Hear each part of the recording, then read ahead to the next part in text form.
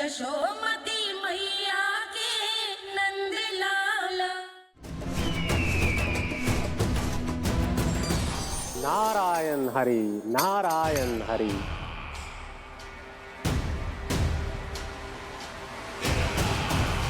प्रणाम देवर्षि।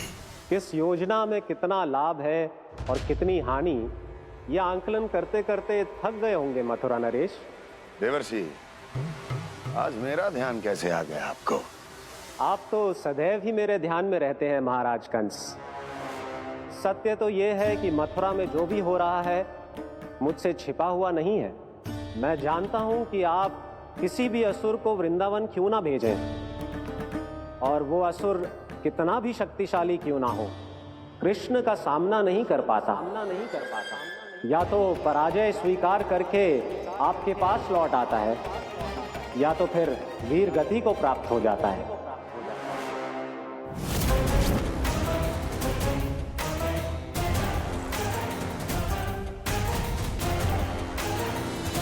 वाह, मुझे मेरी असफलताएं स्मरण कराने आए हैं, मेरे घाव को खुरेदने आए हैं, उन पे नमक छिड़कने आए हैं। मित्र को शत्रु समझने की भूल मत कीजिए महाराज कंस। मैं तो आपकी सहायता करने आया हूं। हाँ, और मेरी सहायता। कृष्ण विष्णु अवतार है, आप विष्णु के भक्त हैं। मैं हूं विष्णु द्रोही, फिर भी तो आपके आराध्य को हानि पहुंचाना चाहता है, उसकी सहायता करना चाहते हैं आप। क्या आप निश्चित रूप से कह सकते हैं कि आप ब्रह्मांड के सभी नियमों को अच्छी तरह समझते हैं? अवश्य। आपके लिए बस इतना ही जानना पर्याप्त होगा कि मैं जो कुछ भी कर रहा हूं उसके लिए मेरे व्यक्तिगत कारण हैं। मैं तो बस आपके हित में पिछली बार की तरह एक सुझाव लेके आया था, पर यदि आप मेरा सुझाव सुनना भी नहीं चाहते तो आपकी इच्छा। नारायण हरि, नारायण हरि। कारण चाहे जो हो, इनके पिछले सुझाव के कारण ही आज मेरे शत्रुओं की संख्या कम है। अन्यथा मैं देवकी के अन्य पुत्रों को भी जीवित छोड़ देता, और आज वो सब अपने भाई के साथ मिलकर उसकी शक्ति को अनेक गुणा बढ़ा देते। ठहरिए देवऋषि,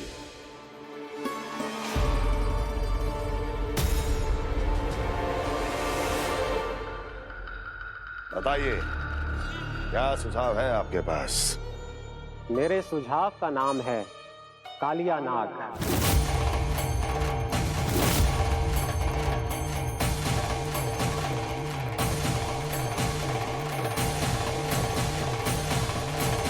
उसके विषय में मैं जानता हूं देवर्षि। तो समस्या ये है कि मैं स्वयं उससे मिलने नहीं जा सकता, उससे भेंट नहीं कर सकता। उस कृष्ण की हत्या के लिए उसको वृंदावन जाने के लिए तैयार नहीं कर सकता। तो मत जाइए उसके सामने, और ना उसे भेजिए कृष्ण के सामने।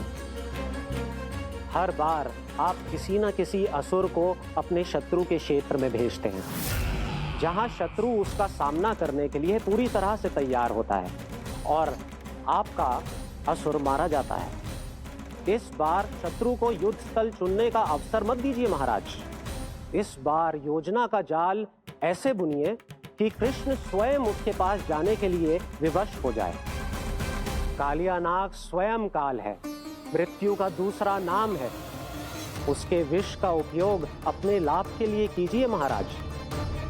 वैसे कालिया के विष की अधिकता का अनुमान तो होगा ही आपको।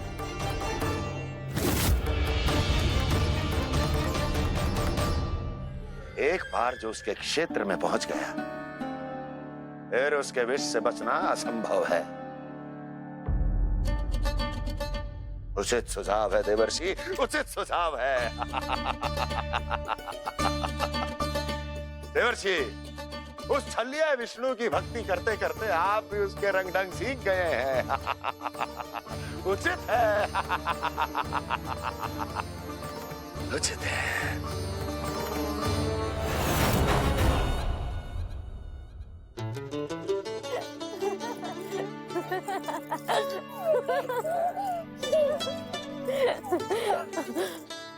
बस बस, बहुत आनंद ले लियो लल्ला।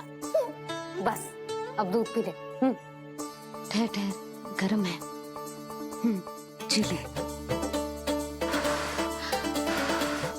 पी।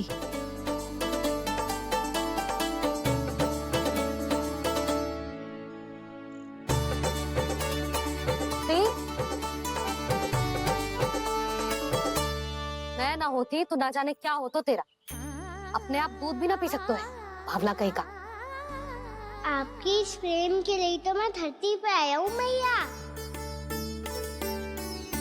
मैं भी यही सोच रहा हूँ यशोदा कि तुम ना होती तो मेरा क्या होता। इसी बात पे थोड़ा दूध और कजू खाने को दे दो। अरे मैं तो भूल ही गई। तनिक ठहर जाओ जी, दूध पी लेना तो आपके लिए भी कछु ले आती।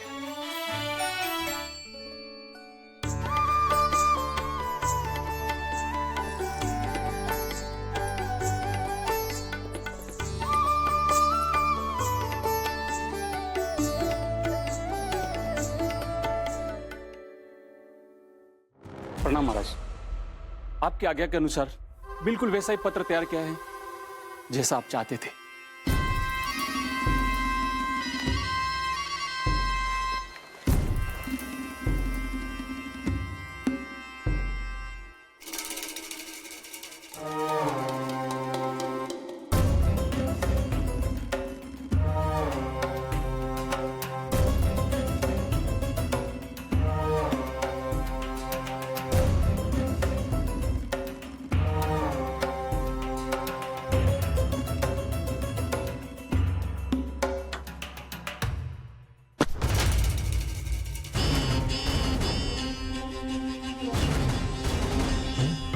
कृष्ण जन्म से लेकर आज तक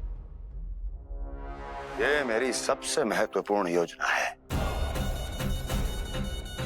इसका सफल होना निश्चित है दूत, किंतु केवल वही करना जैसा मैंने कहा है। जाओ।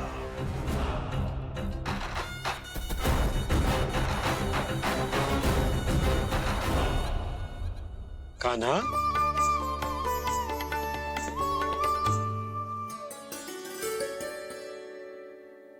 क्या होगा?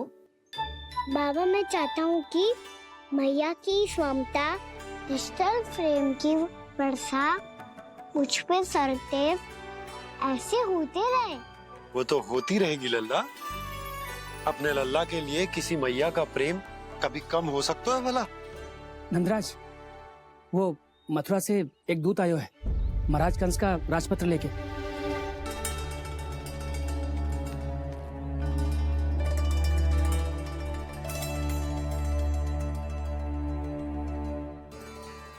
कान्हा अब क्या करने वाला है? तेरे बाबा कहाँ गए? हाँ? कंस मामा का खेल आरंभ हो गया है, पर मैया वो सब सुनेगी तो व्यर्थ चिंतित हो जाएगी। बस थोड़ा बाहर गया मैया, कछु खा लिए से। बाहर इस समय? मैया क्या होगा? मैया देखो ना, पीठ पे कुछ हो रहा है। मेरा हाथ ना पकड़ो, आप करो ना। यहाँ? क्षमा करना मैया, पर अभी बाबा को ही संभालने दो ये सब। कहिए, क्या संदेश लाए हैं आप? नहीं नंदराज नहीं।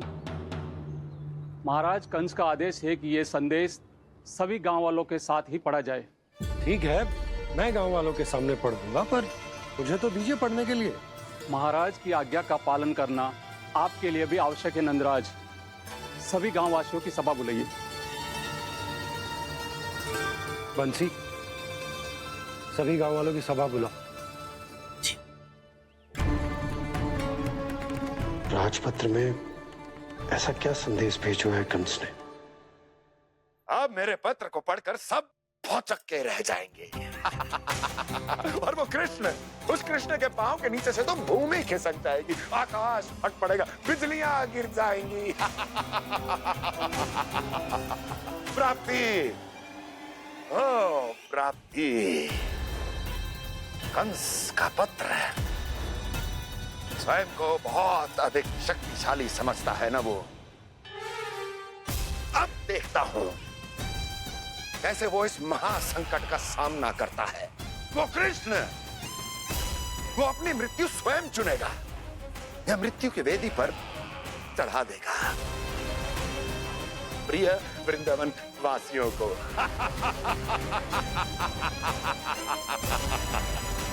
अब आएगा आनंद प्राप्ति, अब आएगा आनंद। सबको इकट्ठा करवा के ही पढ़वाएगो। अवश्य ही कोई विशेष संदेश दिया होगा कंस ने। मैं भी यही सोच रही हूँ सुलक्षणा जी, कछु ना कछु तो विशेष है, और जे हो क्या सकता है?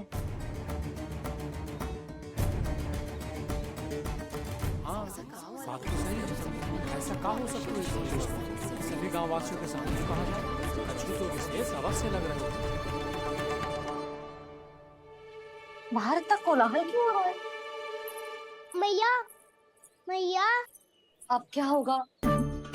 मैया देखो ना, सर पे कछु हो रहा है। लल्ला, नारायण ने तुझे हाथ दिए हैं ना? पीठ की बात अन्य थी। अपने सिर की सेवा स्वयं कर। सर पे तो हाथ पहुंच रहा है ना?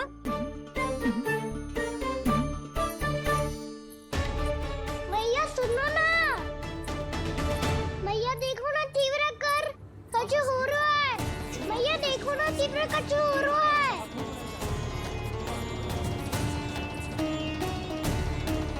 सब लोग आ चुके हैं, अपना संदेश सुनाइए आप।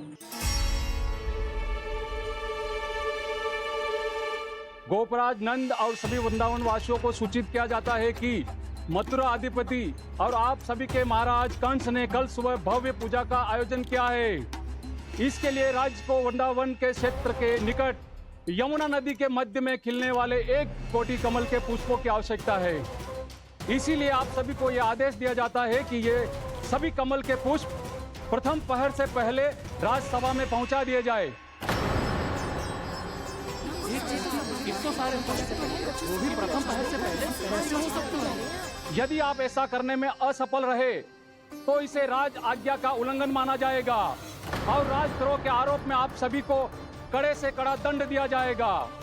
स्मरण रहे, यदि कल की पूजा में इन 1 कोटि कमल के पुष्पों का ना पहुंचने के कारण कोई व्यवधान आया तो समस्त वृंदावन वासियों को दोषी माना जाएगा और पूरे गांव को निवासियों सहित धूल में मिला दिया जाएगा। कल प्रथम पहर तक का ही समय है आप सबके पास।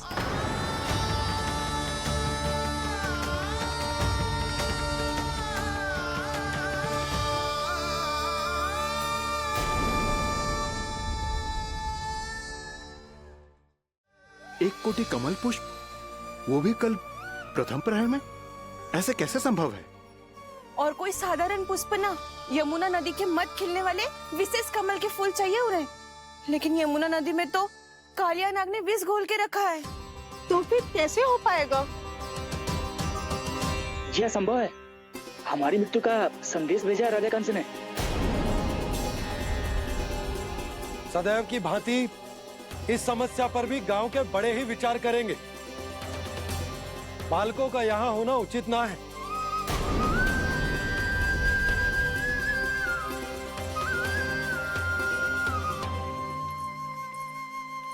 लल्ला, ले जगेंद ले, जा अपने सखाओं के साथ खेल। सुबह उज्जवल, मधुमंगल वसंता, देखो मैया ने क्या दिया है। चलो खेलें, बहुत आनंद आएगा आज।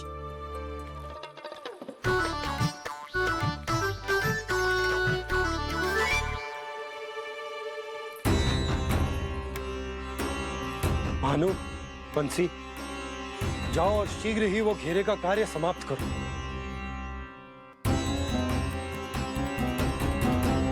पर कछु ना कछु तो करना पड़ेगा ना। पर हम कर ही क्या सकते हैं? पुष्प लाने को और कोई उपाय है भी तो ना। मैं चला जाऊंगा जमुना जी में। वैसे भी मेरे जीवन के कितने दिन शेष बचे हैं। गांव के लिए, समाज के लिए कुछ करके मरूं, तभी तो शांति मिलेगी। ना काका, यदि आप उस विषैले जल में छलांग लगा भी दोगे, किंतु 1 कोटि कमल पुष्प एकत्रित कर पाना आपके लिए संभव ना है।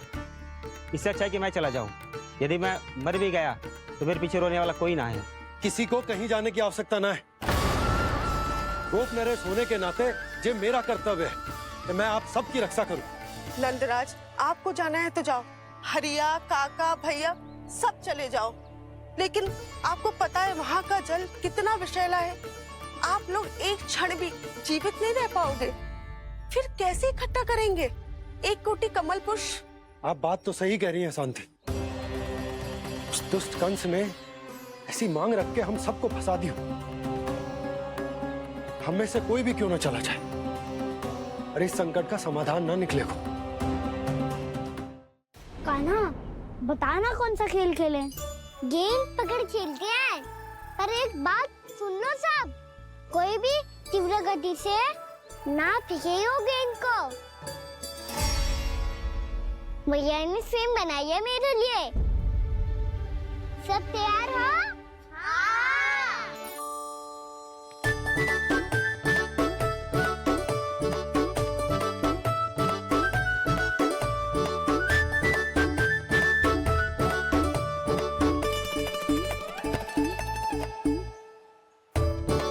मुझे दो।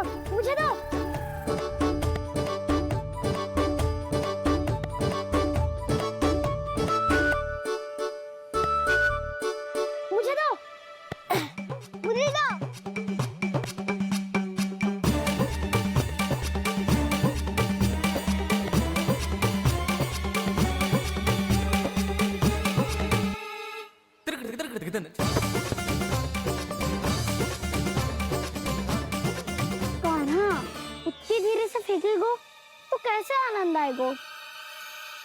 थोड़ा बल लगा के फेंक। हाँ कान्हा, हम अभी बड़े हो गए हैं, तू अब भी छोटे बालकों की तरह फेंक रहे है।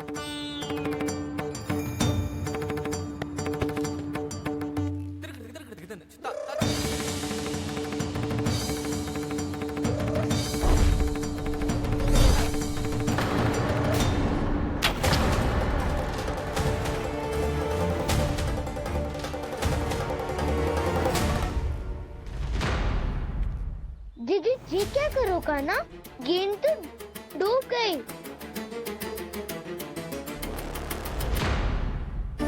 अच्छा, तो ये सब इसकी योजना का भाग था ताकि ये कालिया का सामना कर पाए।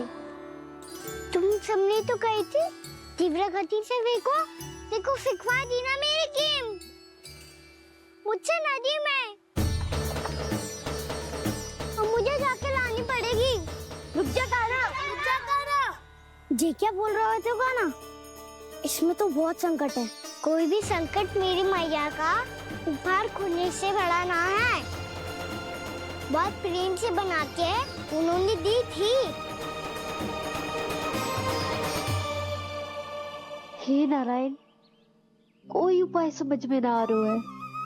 मैया, हम कैसे करेंगे हम अपने गांव की रक्षा? कीड़े पड़ेंगे उस दुष्ट को। यदि उसके कारण किसी के प्राण चले गए तो कौन सा फल मिलेगा उसे इस पूजा का? तुम सही कह रही हो यशोदा। हमारे पास कोई और दूसरा विकल्प भी तो ना है। यदि हमने मथुरा की राज आज्ञा का पालन ना किया तो इसका दुष्परिणाम पूरे गांव को भुगतना पड़ेगा।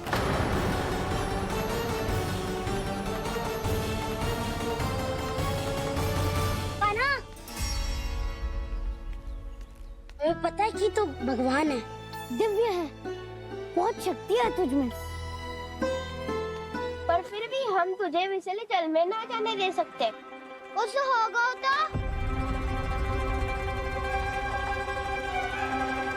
तुम सब इतनी हट कर रहे हो तो ठीक है, ना जाऊंगा। गेंद कहाँ गिरी है, कितनी दूर गई है, ये तो देख लूं। ताकि उसे बाहर निकालने का कोई उपाय ढूंढता हूँ।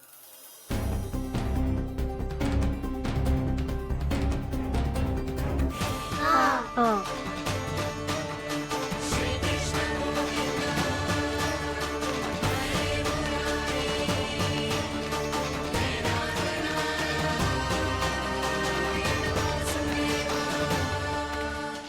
कान्हा की ये लीला तो समझ ही नहीं आ रही। पहले इसने देवश्री नारद को मथुरा जाकर कंस को भड़काने के लिए कहा, फिर स्वयं ही दुखी भी हो गया कि अब इसका रहस्य सबके सामने खुल जाएगा। और अभी स्वयं ही तो इसने कहा था कि गेंद बहुत महत्वपूर्ण है, फिर स्वयं ही उसे नदी के विसले जल में फेंक दिया।